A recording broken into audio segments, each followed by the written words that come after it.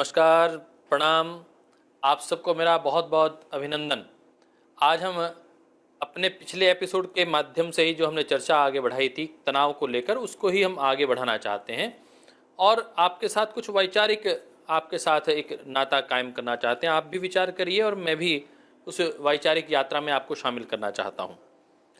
देखिए, मैं एक परिवार में गया और उस परिवार में मैंने देखा कि एक चाइनीज़ पॉट था, फ्लावर पॉट, जिसमें लोग फूल रखते हैं घर में। मैंने पूछा, ये कितने रुपए का लिया आपने? उन्होंने बहुत सहजता से के साथ कहा कि ये 5,000 रुपये का है। मैंने कहा, ये मिट्टी का पॉट 5,000 का? कि जी आप तो 5,000 की बात कर रहे हैं, तो 10,000, 50,000 रुपये के होते हैं। मैं आश्चर्यचकित हो गया। थोड़ी देर के बाद वो अपने आवभगत में लग गए, पानी लेकर आए, आपके लिए कुछ मिठाई लेकर आए। जैसे ही वो पानी लेने गए और मैं बैठा, तो उस मिट्टी के गमले के साथ लगभग मेरी वार्ता आरंभ हो गई। मैंने पूछा कि भाई आपका इतना बड़ा 5,000 रुपये की क्या, आप तो मिट्टी के ही हैं? तो गमले ने बड़ा अच्छा उत्तर दिया कि हूँ तो मैं मिट्टी का ही, परंतु जब मैं धरती में से निकाला गया तो मुझे खींच कर निकाला गया, तब भी मुझे बहुत कष्ट हुआ। कस्सी मार मार कर, कुदाली मार मार कर तब मुझे बाहर निकाला गया। फिर मुझे एक पूरे एक कुम्हार लेकर गया। कुम्हार ने मेरी बहुत पिटाई की कि कहीं कोई कंकर पत्थर ना रह जाए, कोई मोटाई ना रह जाए, सबको समतल कर दिया। मेरे अंदर बहुत मोटाई थी, कोई मोटा ढीला था, कोई छोटा ढीला था। इतनी पिटाई की उसने, और फिर उस मिट्टी को उठाकर उसमें पानी डाल दिया ठंडा, और फिर गोल गोल घुमाया।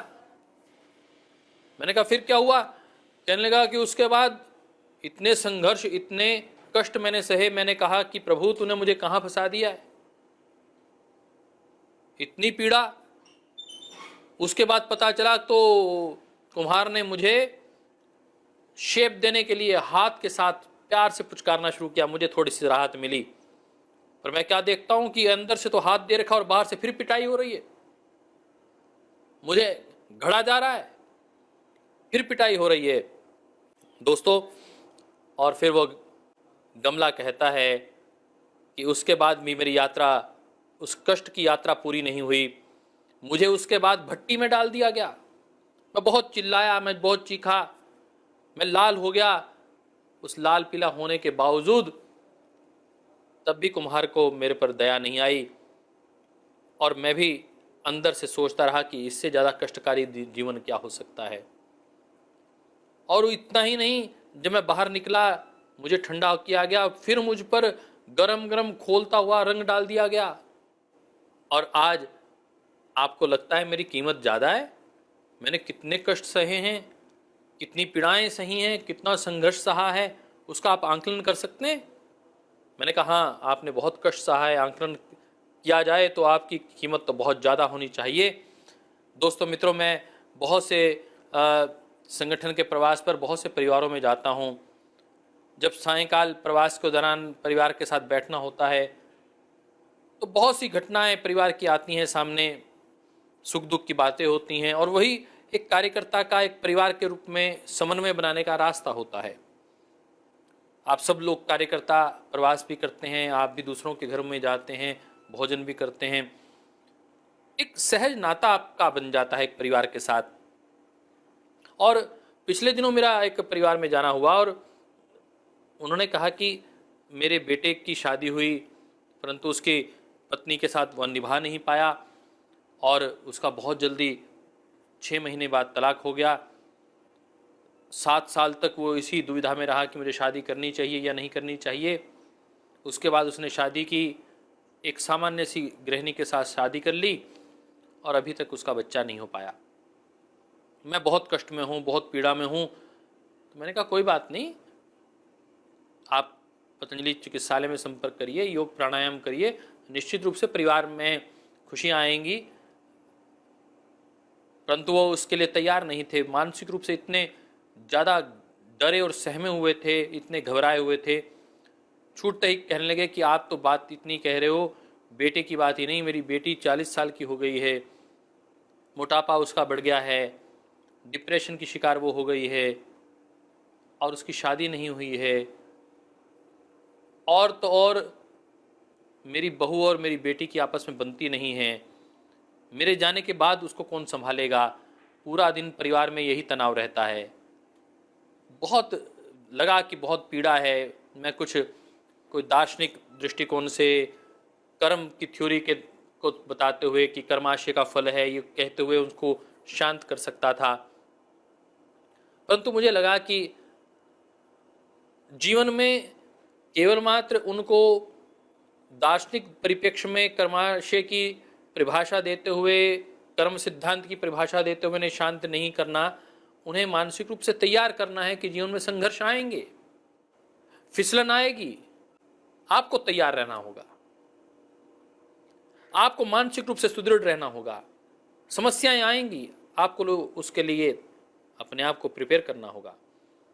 जैसे उस मिट्टी के ढेले ने चोट खाई, गर्मी को सहन किया, आग को सहा, पानी में गिरा, गर्म रंग अपने ऊपर डाल लिया, तब जाकर उसकी एक पहचान बनी, और वह मिट्टी जिसकी कोई कीमत नहीं साहब, वह 5,000 रुपये में एक गमला बिक रहा है। ऐसे ही हो सकता है परमात्मा, ब्रह्मांड, यश ब्रह्मांडीय शक्ति आपका निर्माण कर रही हो।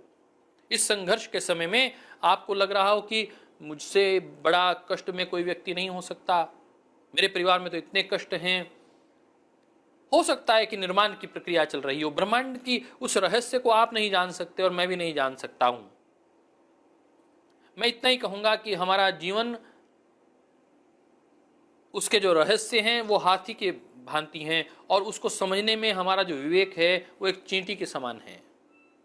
जो चींटी और हाथी का परिप्रेक्ष्य है, कुछ ऐसा ही परिप्रेक्ष्य हमारी बुद्धि और इस पूरे ब्रह्मांड के रहस्य का है। ब्रह्मांड की अपनी एक योजना होती है। ईश्वर अपने दृष्टिकोण से उस मिट्टी के ढेले को घड़ना चाहता है। हम अपने आप को स्वीकार कर लें, हम मिट्टी के ढेले हैं। हम ये मान लें कि ईश्वर हमारे को घड़ रहा है, हमारे जो कष्ट आ रहे हैं, वो पीड़ाएं आ रही हैं, बस हमें टूटना नहीं है। देखिए, जब मिट्टी का जो कंकर शंकर बन जाता है, उसको सारी दुनिया प्रणाम करती है। एक चट्टान का टुकड़ा जब उसको छेनी से, हथौड़े से कुरेदा जाता है और उससे मूर्ति निखारी जाती है, और जब मूर्ति बनती है तो कितना कष्ट सहती है साहब। मूर्तिकार कैसे उसको बहुत धीरे धीरे से कुरेद कुरेद के बनाता है। मैंने सोचा कि इतनी देर तक एक एक मूर्ति बनाने में एक एक वर्ष लग जाता है साहब। एलोवेरा, अजंता की जब हम इन गुफाओं को देखते हैं, औरंगाबाद में हमारे भाई मिलिंद जी मुझे ले गए, मुझे संस्मरण याद आ रहा है। मैं कहता था क्या देखने के लिए ले आए हो? कहने लगे भाई इतनी गहरी इनकी प्रतिभा आपको देखने को मिलेगी, कितने वर्ष लग गए होंगे, पूरी चट्टान, पूरे पहाड़ काटकर किस प्रकार निर्माण किया होगा। दोस्तों, परंतु सबके साथ मुझे ये बात भी याद आती है कि उस पत्थर की मूर्ति जब हम मंदिर में प्रतिष्ठापित करते हैं, प्राण प्रतिष्ठाएं करते हैं, यदि उसमें कोई दरार आ जाए तो उस मूर्ति की प्रतिष्ठा नहीं होती है, उसकी प्राण प्रतिष्ठा नहीं होती है। ऐसे ही व्यक्ति के निर्माण में बाधाएं आएंगी, संकट आएंगे, उसको अपने आप को बचा कर रखना है, संभाल कर रखना है, टूटने नहीं देना। उन संघर्षों को सहन करने की आत्मीय शक्ति, मानसिक स्थिति बनाकर रखनी है। शिकारी आएगा, दाना डालेगा, फंसना मत। ऐसी परिस्थितियां आएंगी, हम चलेंगे इस पूरे के पूरे फर्श में साहब। जब आप घर में जाएं और पत्थर का फर्श हो और उसके ऊपर सर्फ का पानी बिखरा हुआ हो, तो जैसे उस सर्फ के पानी पर आपको संभल कर चलना होता है, बस ऐसा ही जीवन पर आपको संभल कर चलना होता है। पता नहीं कब पांव तिलक जाए और आप कब गिर जाएं। आपको एक एक कदम फूंक फूंक कर रखना होता है। जिंदगी अपने आप में बहुत रहस्य लिए हुए होती है। हम कहीं भी जाते हैं, लगता है कि उसके ही कष्ट सबसे ज़्यादा बड़े हैं, परंतु हम जब दूसरे के कष्ट देखने शुरू करते हैं तो लगता है कि अपने कष्ट तो बहुत थोड़े हैं। अपने पास तो दोनों हाथ भी हैं, पाँव भी हैं, बुद्धि भी है। ऐसे भी देखिए जिनके हाथ पाँव नहीं हैं। ऐसे भी देखे हमने परिवार जिनके बच्चे माता पिता बहुत सुदृढ़ हैं, बहुत बड़े संपन्न परिवार मैंने देखे, और इतने पढ़े लिखे उनके बाकी बच्चे, परंतु एक बच्चा ऐसा है साहब जिसका मेंटल विकास नहीं हो पाया। उसको आज भी 18-15 वर्ष में माँ के साथ ही सोना है और माँ ही उसका पालन पोषण कर रही है, उसके मुंह में भोजन डाल रही है। ऐसा भी तो जीवन है। आइए हम अपनी समस्याओं को, परिस्थितियों को अपने लिए एक अवसर का रूप दे दें, परिस्थितियों को अवसर के रूप में परिणत कर दें। ऐसा कुछ करके दिखाएं। ब्रह्मांडीय शक्ति हमारा निर्माण कर रही है, ऐसा सोचकर उस सारी तपस्या को सहन करें, उस सारे कष्टों को सहन करें और धैर्य रखें। हो सकता है अगले आने वाला पल आपके जीवन में नया परिवर्तन करने वाला हो, उस पल का इंतजार करिए। मैं तो इस बात को निश्चित रूप से मानता हूं कि यदि अमावस्या आई है तो पूर्णिमा भी अवश्य आएगी। मुझे आपको एक दृश्य की ओर आकृष्ट करना है। एक फुटबॉल का मैच चल रहा है। फुटबॉल के मैच में आप देखते हैं कि 11 खिलाड़ी एक तरफ और दूसरे 11 खिलाड़ी दूसरी तरफ, एक पक्ष को दूसरा पक्ष रोकने का प्रयास कर रहा है और हम उस मैच को देख रहे हैं साहब। इस जीवन को हम समझ लें कि बाधाएं आएंगी सामने से। आनंद तब है कि उन सब 11 के 11 खिलाड़ियों को मात देते हुए एक व्यक्ति अपना टीम वर्क करते हुए दूसरे की ओर गोल कर दे। जो उस गोल करने के बाद खुशी अनुभव होती है, वह खुशी जीवन को जीतने की खुशी है। केवल मात्र आपको करना यह है कि आप अपने पक्ष के 11 लोगों के साथ प्रेम बना कर रखें, टीम वर्क बना कर रखें। हमारे संगठन के कार्यकर्ताओं को क्या करना है, क्या सीख लेनी है इस फुटबॉल के मैच से, कि सात्विक कार्यकर्ताओं की एक टीम बना लीजिए। दुष्ट लोग आपका परिहास करेंगे, पहले परिहास करेंगे, फिर मौन होंगे, फिर आपको स्वीकार करेंगे, आपके साथ हो लेंगे। श्रद्धेय स्वामी जी महाराज, श्रद्धेय आचार्य श्री इस सारी परिस्थिति से स्वयं निकले हैं। कितने कष्ट उन्होंने सहे हैं आप उसकी कल्पना नहीं कर सकते। आज कितने कष्ट सह रहे हैं, हृदय द्रवित हो जाता है उसको देखकर। परंतु सबके बीच में मैं आपके साथ साझा करना चाहता हूं कि अपने कष्टों को अपने निर्माण की भट्टी के रूप में स्वीकार कर लीजिए। और आज एक बड़ा जो वर्ग है इस बात को स्वीकार करने के लिए तैयार ही नहीं है, कष्ट सहने को तैयार नहीं है। वो सोचता है कि सारी की सारी पॉजिटिविटी ही मुझे मिलेगी, मैं बाहर निकलूंगा सारी दुनिया मेरे स्वागत के लिए खड़ी मिलेगी, मेरे जीवन में केवल और केवल प्रसन्नता आएगी, केवल और केवल सफलता ही आएगी। वास्तविकता ऐसी नहीं है। कष्ट आएंगे, संघर्ष आएंगे, इसको मानसिक रूप से आपको स्वीकार करना होगा। क्रिकेट के मैच में हम देखते हैं एक व्यक्ति, पूरी टीम 2 व्यक्तियों को आउट करने पर लगी हुई है। एक व्यक्ति के ऊपर चारों ओर से घेर लेती है कि कहीं से टच कर दे उसकी कैच पकड़ने के लिए, कहीं उसकी किल्ली उड़ाने के लिए, कितनी फास्ट बॉल करने के लिए। उन सब विपरीत परिस्थितियों में जो व्यक्ति खड़ा रहता है और परफॉर्म करता है, वही हीरो होता है, वही धोनी बनता है, वही कोहली बनता है, वही तेंदुलकर बनता है। विपरीत परिस्थितियों में जब सारी दुनिया आपके खिलाफ खड़ी हो, तब आपकी परफॉर्मेंस कैसी है, तब आप कैसे रिएक्ट करते हैं। आइए अपने कार्य क्षेत्र के आप तेंदुलकर बने। सारी परिस्थितियां आपके विपरीत खड़ी हों, कैच करने के लिए और सामने खड़ी हों, उसके बीच में आप लोग अच्छा परफॉर्म करेंगे। इस मंगल कामनाओं के साथ मैं आपको तनाव मुक्त जीवन के साथ साथ परिस्थितियों को अपने अनुकूल कैसे करना है, परिस्थितियों को अवसर कैसे बनाना है, इसके लिए परम श्रद्धेय स्वामी जी महाराज के जीवन को पढ़ने और देखने का आह्वान करता हूं। श्रद्धेय आचार्य श्री के जीवन को देखने का और पढ़ने का अवसर आपको मिले तो मुझे लगता है आप संघर्षों के बीच में कैसे आगे बढ़ा जाता है इसको सीख सकते हैं। और इसका बड़ा स्पष्ट उदाहरण अभी कोरोनिल के दृष्टिकोण से हुआ। भारत की इतनी गौरवशाली ऋषि परंपरा, आयुर्वेद हजारों वर्षों से चली आ रही, उस परंपरा के चलते हमने इस कोरोना के काल में कितनी विपरीत परिस्थितियां साहब, कोई दवाई नहीं है, कोई वैक्सीनेशन नहीं है, उसके बीच में भारत की उस ऋषि परंपरा को गौरवान्वित करते हुए श्रद्धेय स्वामी जी, श्रद्धेय आचार्य श्री और 300 रिसर्च साइंटिस्ट ने मिलकर एक दवा का इजाद किया, करोड़ों रुपए लगाकर उसके ऊपर रिसर्च करके इजाद किया। परंतु वहारे मतलब दुनिया के जितने जो संभ्रांत विवेकशील लोग हैं उन्होंने उसकी तारीफ की, परंतु कुछ लोग उसका विरोध करने के लिए एक पक्ष बनकर खड़े हो गए। तो मुझे ऐसा लगा कि वो बैटिंग करते हुए श्रद्धेय स्वामी जी महाराज, श्रद्धेय आचार्य श्री खड़े हैं और 11 के 11 लोग, वो सारे टुकड़े टुकड़े गैंग और सारे नकारात्मक सोच के लोग, वो सब उनको आउट करने पर लगे हुए हैं, तैयार कर रहे हैं, किसी तरह उनको आउट करना है। परंतु जब धोनी मैदान में खड़ा हो, तेंदुलकर मैदान में खड़ा हो, तो पूरे देश को विश्वास होता है कि जीतेंगे तो हम ही। ऐसा ही विश्वास पूरे देश को अब भी है कि जीत तो भारतीयता की होगी, ऋषि परंपरा की होगी, भारतीय संस्कृति की होगी, आयुर्वेद की जीत होगी। और यह प्रूव करके दिखा दिया आयुष मंत्रालय के उस सर्टिफिकेट ने, जो GMP WHO सर्टिफाइड है, जिसने कोरोनिल को एक रेपुटेशन दी, विश्व स्तर पर एक मान्यता प्रदान की कि पहली दवाई एलोपैथी ने नहीं दी है। समस्या यह है कि एलोपैथी ने दवाई नहीं दे पाई और आयुर्वेद ने दवाई दी है और उसकी एफिकेसी रेट 90% तक है। ये अपने को समझना होगा। माइल्ड और मॉडरेट केसेस में जो कोरोना से पीड़ित हमारे रोगी हैं उनको ठीक करने में सक्षम है ये कोरोनिल दवाई। परंतु मैं आज उस संदर्भ में आपके साथ बात नहीं कर रहा हूं।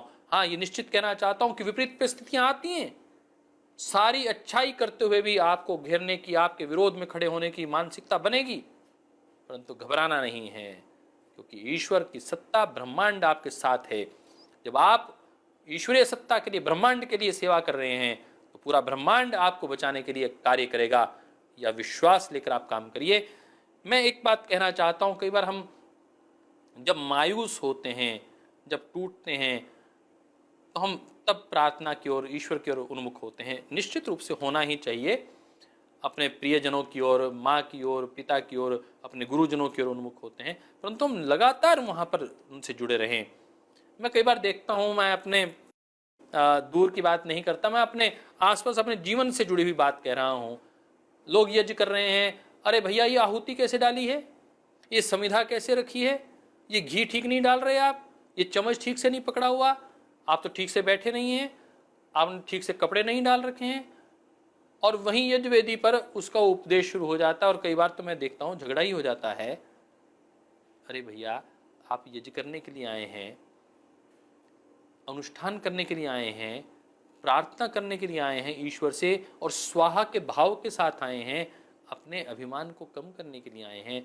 यदि आपने दूसरों को सिखाने के दृष्टिकोण से उसको प्रेम के साथ सिखा दिया है तो ज़्यादा अच्छा है। कहीं आपने किसी का अभिमान, स्वाभिमान खंडित होकर उन्हें पीड़ा देने का काम तो नहीं कर रहे। कहीं वो युद्धशाला तो नहीं बन गई है। मैं कई बार देखता हूँ कि व्यक्ति प्रार्थना कर रहा है, ध्यान में बैठा है, अरे वो देखना बेल बजी है, कोई आया तो नहीं। थोड़ी देर में देखता हूँ कि कई बार मेरी धर्मपत्नी ज्योति कई बार बैठी हुई अनुलोम विलोम कर रही होती है, ऊपर गैस पर दूध रख दिया, फिर ध्यान में बैठ गई, अरे मिहिर देखना जरा दूध बंद कर देना। ये यांत्रिक प्रार्थना की पद्धति है, ध्यान की पद्धति है। हमें ध्यान को, प्रार्थना को भावनात्मक दृष्टिकोण से रखना है। आइए, जब भी हम ध्यान करें, प्रार्थना करें, बहुत भाव के साथ करें। तदेव अर्थमात्र निर्भासम, ये अर्थमात्र रह जाए, वो भी आभासित हो, परंतु वह परमात्म तत्व विशेष रूप से रह जाए, उससे प्रेम रह जाए, ऐसा आपने को तय करना है। हम जब भावनात्मक दृष्टिकोण से जुड़ते हैं, यांत्रिक दृष्टिकोण से ना जुड़कर प्रार्थना करते हैं, तो प्रार्थना हमारी शक्ति बन जाती है।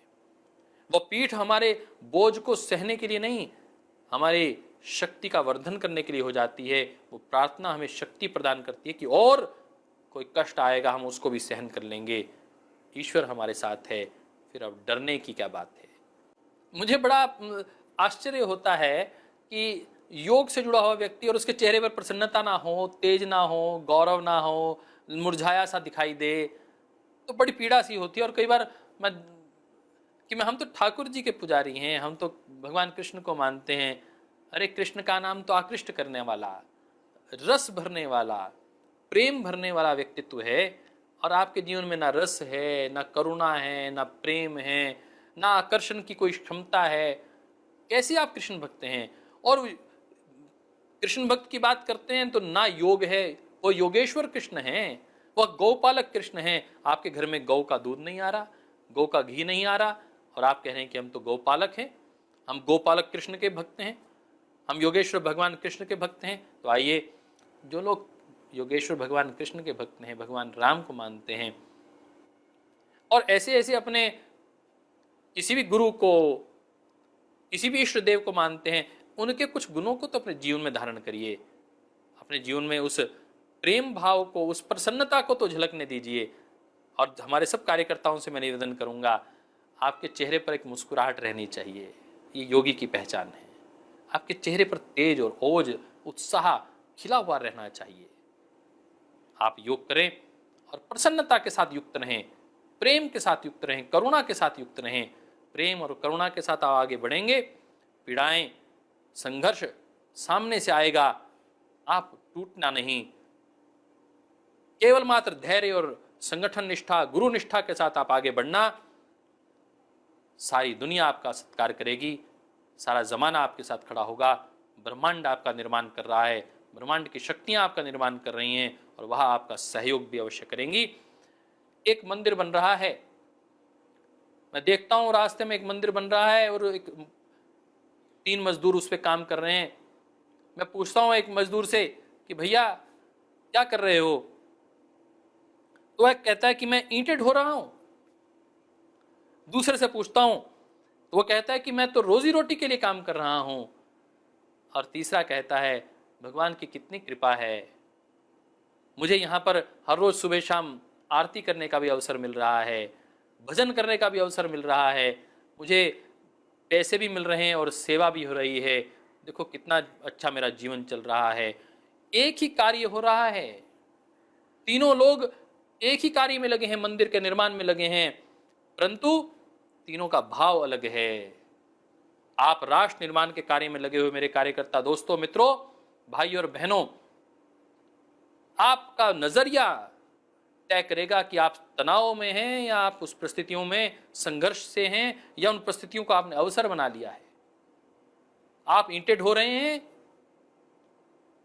आप पैसा कमा रहे हैं, भरण पोषण के लिए काम कर रहे हैं, या आप राष्ट्र और समाज के निर्माण के लिए काम कर रहे हैं, ये आपको तय करना है। आइए हम अपना नजरिया बदलते हैं, अपनी सोच बदलते हैं, और जैसे ही हमारा नजरिया बदलेगा, हमारी सोच बदलेगी, जैसे ही हमारी दृष्टि बदलेगी, हमारी सृष्टि भी बदलने वाली है। हमारा पूरा आसपास का समाज, संसार वैसा ही निर्मित होने वाली है उसकी, वैसा ही पवित्रता से, प्रेम से, उत्साह से भरा हुआ समाज हमें मिलने वाला है। केवल मात्र आप अपने जीवन में प्रसन्नता लाने का प्रयास करिए। आप ठीक हैं, आप अपने परिवार के सारे तनाव, कष्ट दूर कर सकते हैं। शुरुआत करिए, बाहर से भीतर आ जाइए। मैंने पहले भी कहा और अब भी कह रहा हूं, 2 ही प्रकार के कार्य हैं, एक बाहरी कार्य हैं और एक भीतरी कार्य हैं। बाहरी कार्य कष्ट दें तो उसका कष्ट बाहर तक ही रहना चाहिए, वो भीतर नहीं आना चाहिए। विचारों को, मन को और आपके भावों को प्रताड़ित नहीं करना चाहिए। आप अपने मन और भावों को यदि संतुलित रख लेंगे, सशक्त कर लेंगे, तो बाहर कितनी भी कठिनाइयां आए, आप सजगता के साथ लड़ सकते हैं। आपका सॉफ्टवेयर अच्छा है तो आप कहीं भी पीछे नहीं रहने वाले।